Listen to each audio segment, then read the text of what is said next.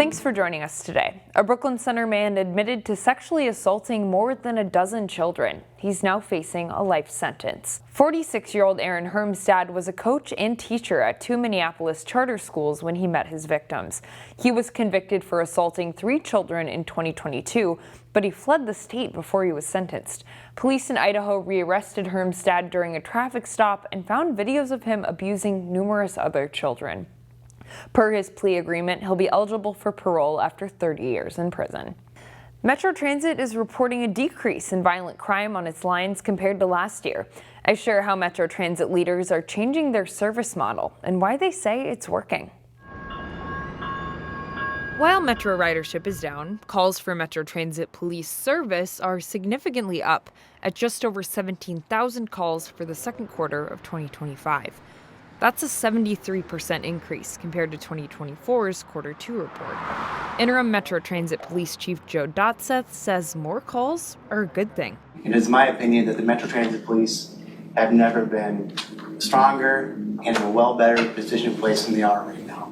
Those calls have translated to a decrease in violent crime by 13%. Metro Transit and its police have a long list of goals for crime prevention. One is to hire more people, which Dotseth says is successful with 115 officers on the force as of August. We have about 87% retention rate. We're not seeing mass exodus of staff leaving. Metro Transit Police will also have a more visible presence in the northwest suburbs. They're adding nearly full-time service at the Brooklyn Center Transit Center, plus end-of-service checks at the Highway 610 and Noble Park and Ride and Robbinsdale Transit Center. All of these locations were selected with a combination of ridership, police calls for service, facilities, work orders, customer feedback, and then just overall employee experience on the system. That's Metro Transit's Matt Broughton speaking. He says those changes should happen later this year. All of these details were shared in a recent Metropolitan Council meeting. Leaders also shared that they're seeing success by training frontline staff in de-escalation. Police in Crystal are celebrating a point of pride. The department solves crimes at a rate well above average when compared with many of its neighboring agencies. According to Police Chief Brian Hubbard, the investigative team has one of the highest clearance rates in Hennepin County. Crystal Police solves 66% of crimes against persons, while the county average is 36%. The department also solves 73% of reported robberies, compared with a county average of just 18%. Crimes against property are solved at a rate of 37%, while the average is 14%.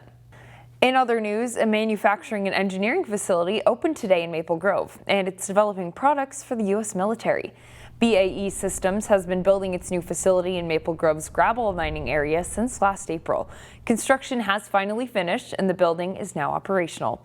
It's expected to employ about 500 people, making it one of the city's largest employers. Company officials say they'll be developing naval guns, launching systems, submarine components, and combat vehicles.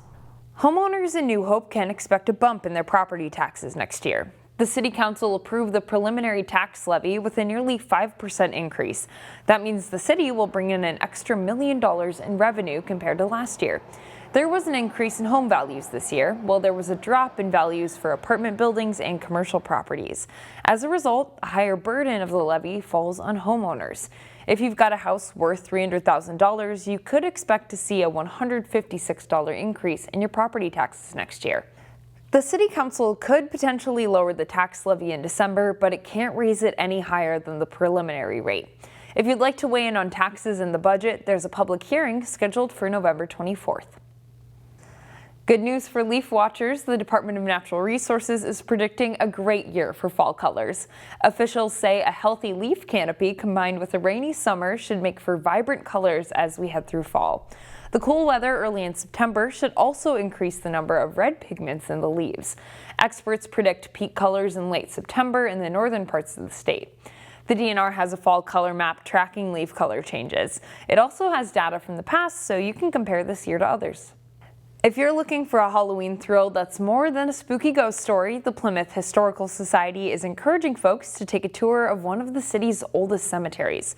Delane Cleveland has more on what people can learn at Parker's Lake Cemetery. History lessons don't always have to happen in books. Sometimes those lessons are etched in stone. There are almost 900 people buried here.